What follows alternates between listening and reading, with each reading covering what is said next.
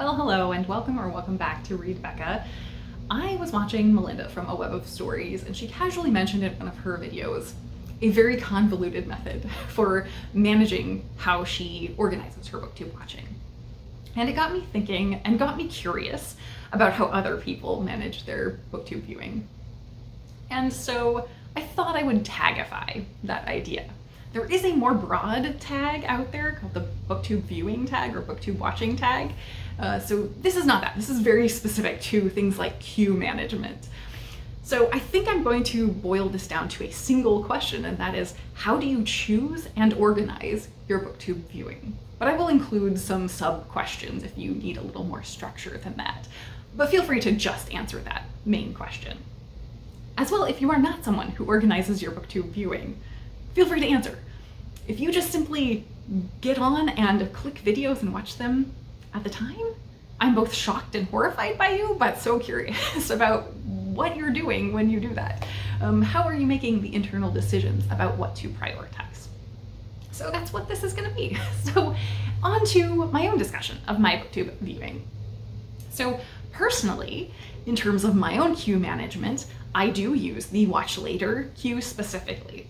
So when I'm getting onto booktube to add things, I don't use the homepage at all, pretty much. Once in a while, I will get on there to look at what's community posted. That's about it. I don't often search for specific videos or go to people's channels. I go to the subscriptions list. So when I'm getting on the subscriptions list, I'm going through from newest to oldest up until the videos that I have watched for the most part. And I'm pretty much at this point dedicated to the watch later queue. So I'm running through and adding videos directly to my watch later queue. In the past, there have been times when I have a separate playlist that is specifically for Friday reads or weekly update type videos. Those are kind of the videos I love to watch, and so they're also the videos I love to make myself. So those are standbys that I kind of want to jump in line a bit.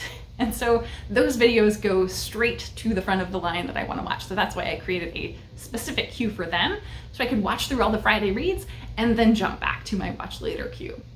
Recently, I'm very caught up on what's in my watch later queue. And that means for me, about 5 days behind on videos, sometimes much less, but that's about the max I want to get to. However, in the past, I have absolutely been way more behind. During those times, I kind of flip things so that I'm ordering how I watch based on newer videos, and then I'm just watching in chunks for a couple days, and then I start adding more.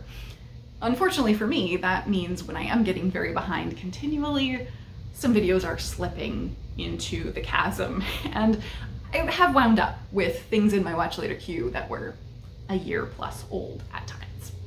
However, I've completely caught up at this point, so my watch later queue, I feel right now, is very, very manageable. So that's, for the most part, my process in how I choose what I'm watching, in how I'm organizing what I'm watching. However, as far as the content of the videos, I've only mentioned the Friday reads. When I'm choosing to add things to my queue, there are some people who I watch everything that they post. There are some types of videos that I don't really watch. Unhauls specifically, I don't add those to my queue for the most part, except for the handful of booktubers I watch every single video from. And then there are some videos I'm not interested in.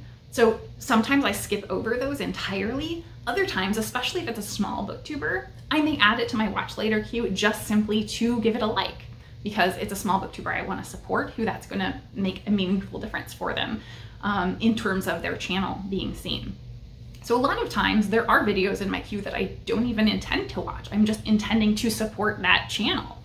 So that's one of the interesting things that I found with being a part of the community on BookTube, where before I was a lurker for multiple years on BookTube, and I probably never would have done that previously in my BookTube watching prior to having my own channel.